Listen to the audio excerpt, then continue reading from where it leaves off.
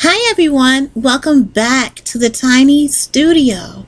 And if you are new to the Tiny Studio, my name is Nell and this is my Tiny Studio. What happens in the Tiny Studio? Well, I am a fiber artist and designer. I design things made with yarn. Yes, all that yarn deliciousness I create and I design. I'm also a jewelry designer.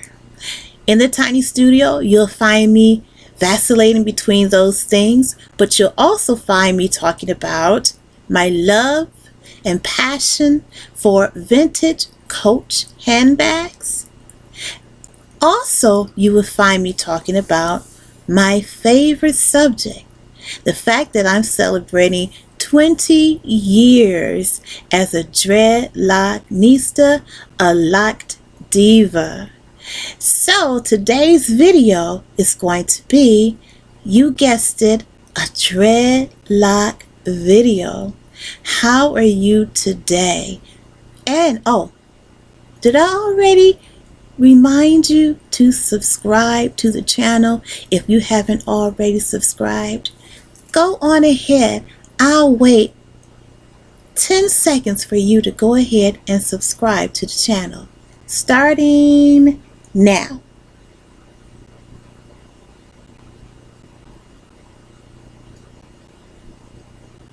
See? And what did that hurt? Did not hurt and did not cost you a thing to subscribe, did it? No. So today's video, as I said, I am a 20-year veteran or I'm celebrating 20 years of wearing the most beloved and spiritual style that a black woman could possibly wear. That's my opinion. And what is that?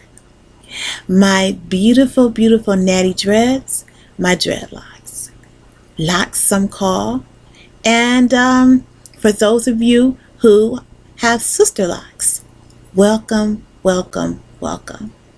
So what is this video going to be about? It's about dreads, yes, but what about dreads?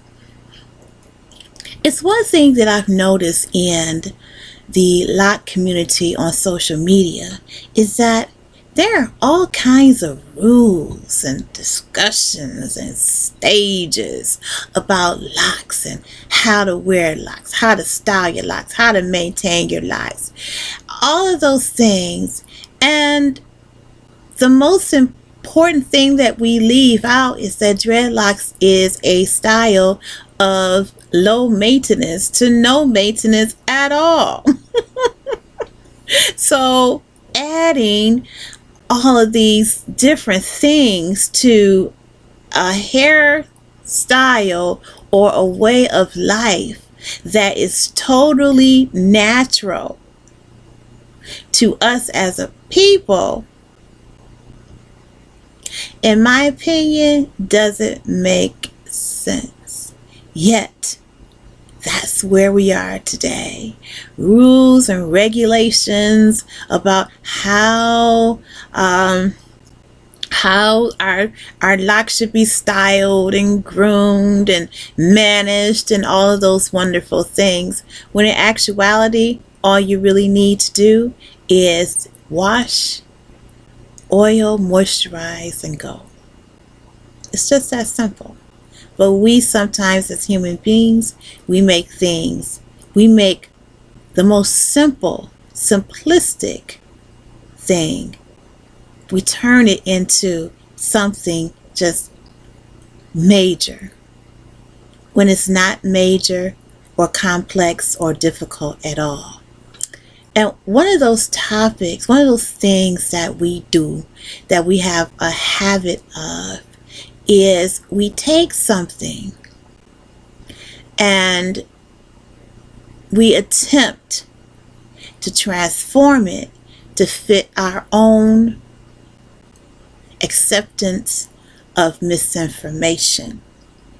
What do I mean by that? Well, maybe about, I want to say 8 to 10 years ago, I was on social media in a group of people who were like me on the same journey as a Loc diva, Natty Dread Lady. And the conversation was, I don't call my hair dreadlocks because there is nothing dreadful or awful about my locks. So I don't call them dreads. I call them locks. I thought about that. And I said, oh, that's interesting. So once again, we are in a situation where in order to conform to what Western society deems as appropriate for our hair as Black people, people of color, people of African descent, we decide that we're going to, some of us may have a master's degree in life,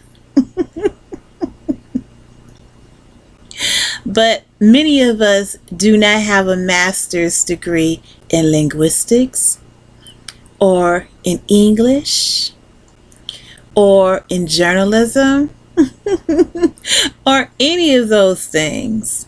So all of a sudden, we're breaking down words into root words and going into what the Latin context of a word really is and what it means. And I find that to be a little disturbing. And the reason why I say that is because, yes, dread can mean awful. It also can mean fearful. But I'm not going to quote a definition. Let me give you the definition of dread, because I think that's important for us to establish right away. Okay, so the definition of dread is anticipate with great apprehension or fear. What's similar to the word dread is fear, be afraid of, or worry about. That's the verb form of dread. The noun form of dread is great fear or apprehension. And the sentence that's used is, the thought of returning to New Jersey filled her with dread. The word dread is also an adjective. It can mean greatly feared or dreadful. And the sentence given is, he was stricken with the dread disease and died. Similar to the use of that word dreadful in that sentence is awful, feared, and frightening.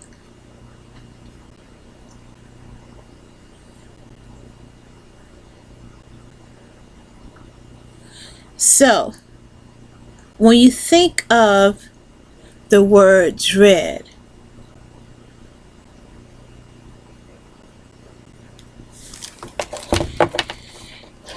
you come up with those definitions: fearful, apprehensive. What was the other word? Fearful, apprehension, to be afraid of. That is what you think of when you think about the word dread. Now, there's also the usage of the word awful. But awful can be used to as a similar word to dreadful. But awful and dreadful does not mean the same thing. So let's think about what we just learned about the word dread. To be fearful, to be apprehensive of,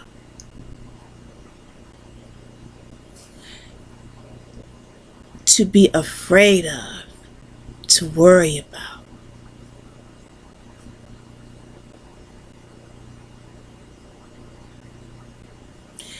So, what's wrong with calling your dreadlocks what it is? What's wrong with saying that your dreadlocks are not just simply an outward display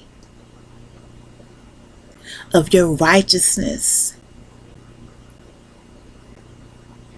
and your link or connection to the divine?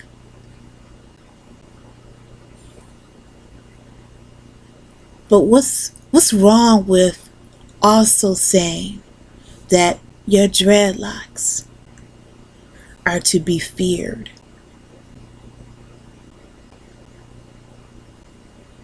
See, we take one particular meaning, and that's those of us who are not exactly educated in the world of linguistics and language. And we take one meaning of a word and so-called meaning, we substitute dreadful for awful. And when people say, well, my dreadlocks are not awful because dread means awful, you're forgetting the other definitions of dread.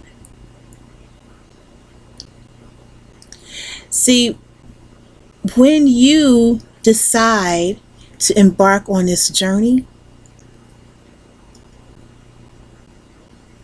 maybe someone did not educate you as to the meaning of wearing dreadlocks, the purpose of wearing dreadlocks. Dreads has become almost a mainstream hairstyle.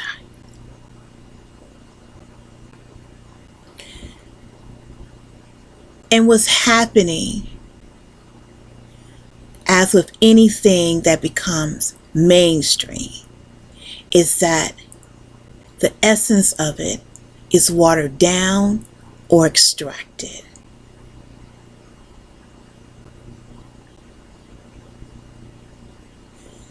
I would not be surprised if one day you see Kim Kardashian sporting a set of dreads.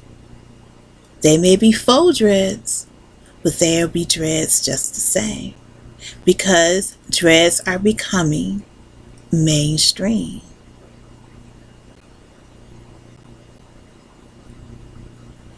I can see dreads becoming mainstream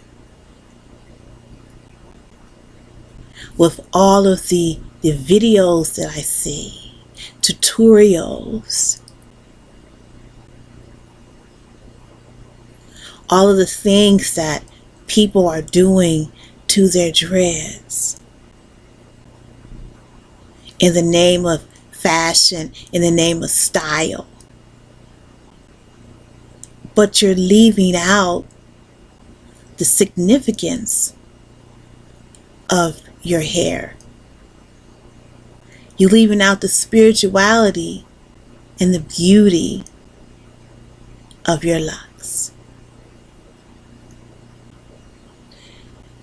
When we think about the terminology of dreadlocks, we think about the spiritualism of Rastafarian, or being Rastafari.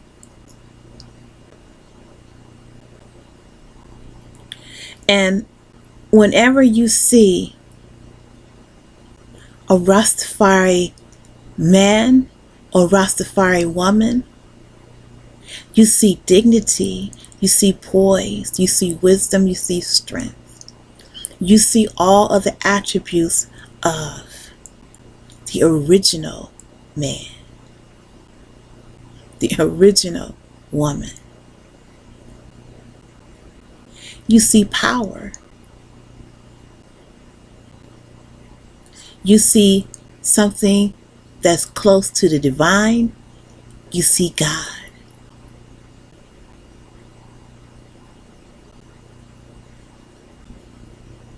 And the perception of God doesn't look like me in Western civilization.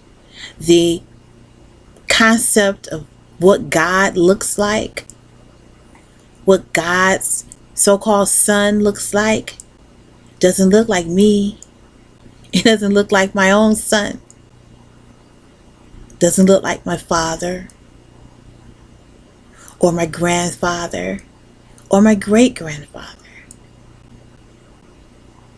The concept of God is associated with white skin or the skin of the Caucasian.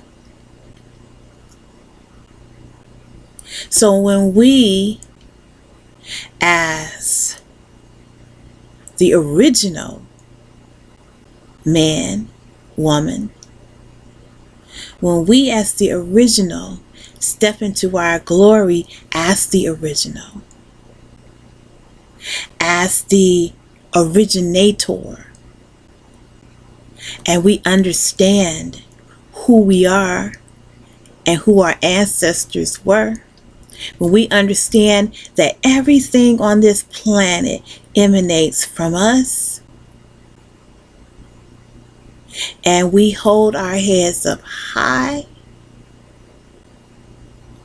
and we wear our hair as it was naturally deigned us to wear, then guess what? People fear us.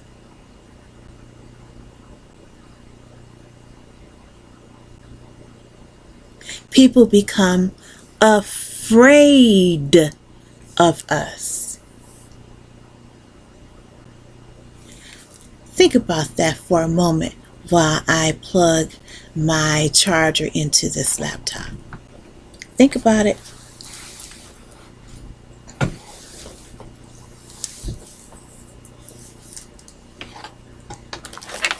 Think about how when you are in the elevator, my black kings, think about how you are treated in the elevator with or without locks.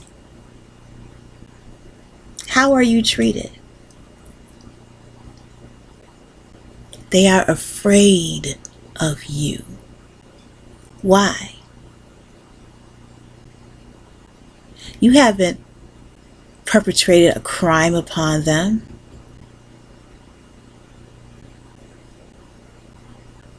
You don't know them.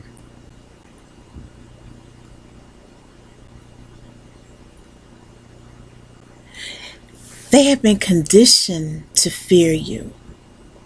And the reason why they have been conditioned to fear you is because you are the originator.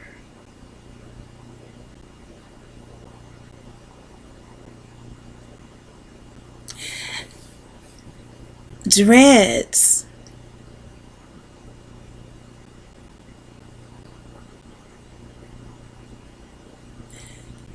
is a style of rebellion.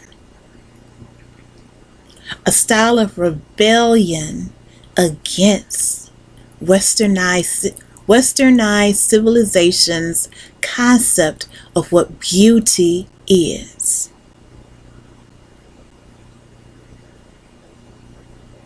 This is beauty.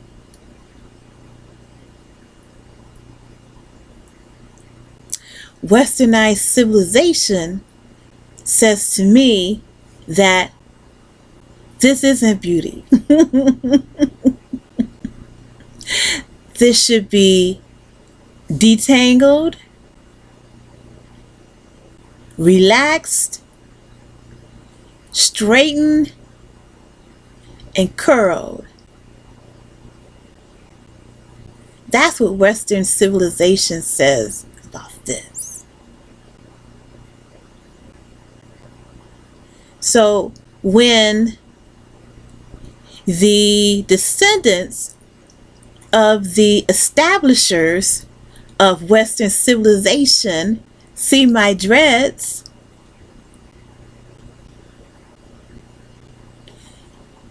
their spirits tremble. They become fearful. And not fearful because they think I'm going to do something to them, but fearful because their spirits know who I am.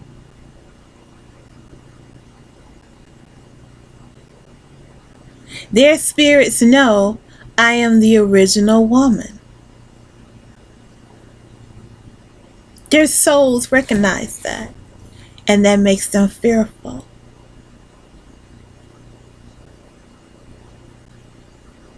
And that's what makes your dreads powerful.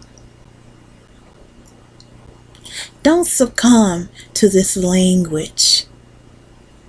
Oh, I don't call my dreadlocks dreads because there's nothing dreadful about my locks. There's nothing awful about my locks. Your locks are something to be feared because it flies in the face of everything that Western civilization and its society has taught about taught regarding the standards of beauty.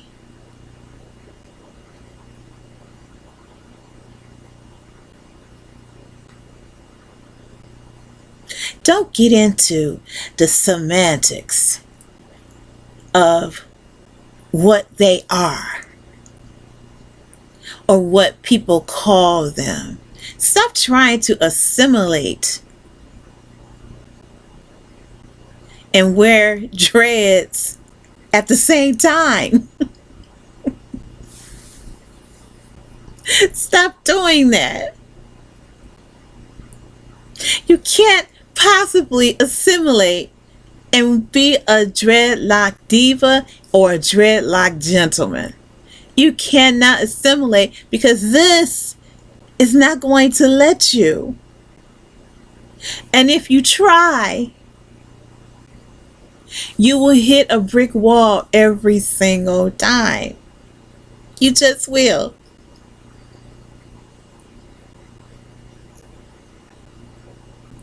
Don't allow people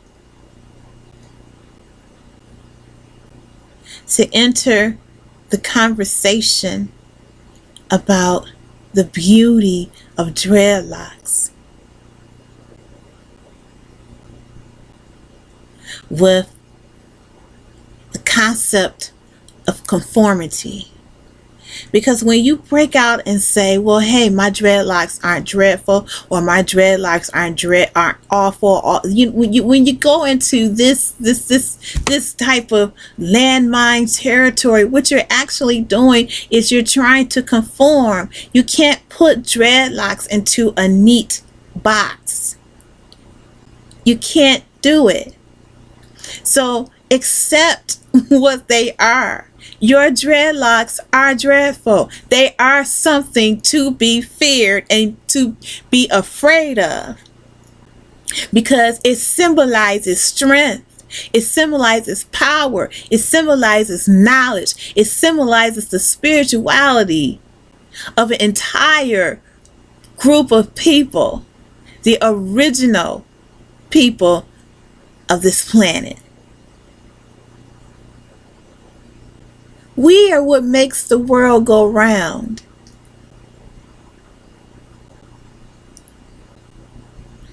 And guess what? We're also the same people who don't know that. We're also the same people who don't know our history. But guess who does?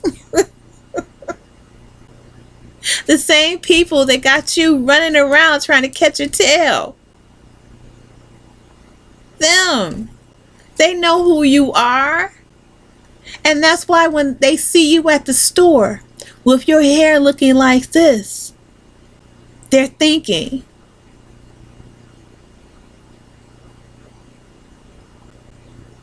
they may have a look on their faces where they're not accepting, or they're trying to figure it out, all this other stuff. True.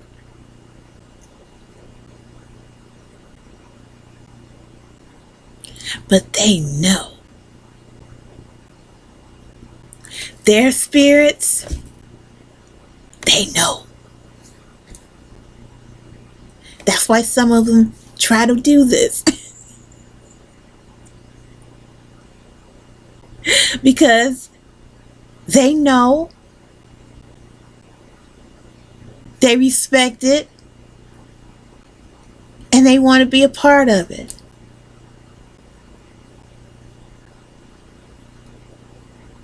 But guess what? You're in on the ground floor. This is what your hair naturally does. This is who you are.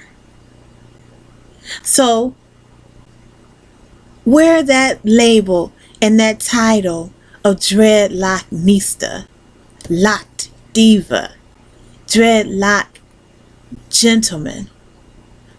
Wear that. Wear that label with pride.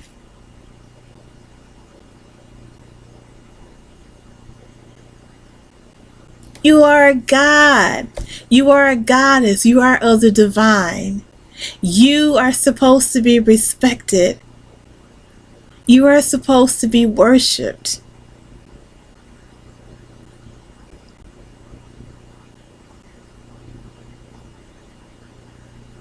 But it comes from, first of all, accepting and loving yourself,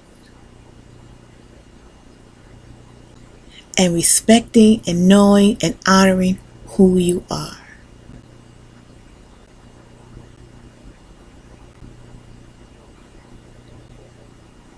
And when you do those things and you begin to walk with that sense of pride,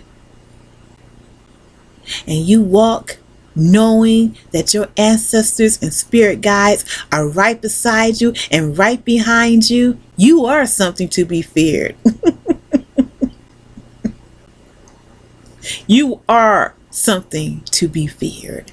People should be afraid of you, because you have the power of the universe right beside and behind you, cheering you on and supporting you. Thank you so much for joining me in the tiny studio today. I hope you enjoyed this video. If you have any questions and comments, please drop down in the comment section and, let me know what you think about this topic. And let me know your thoughts about my musings on the label Dreadlock. I would really like to know what you think about what I've just talked about and the way my mind works on that subject. Don't forget to subscribe, share with your friends and family. Thank you so much for hanging out with me in the tiny studio, and I'll see you next time.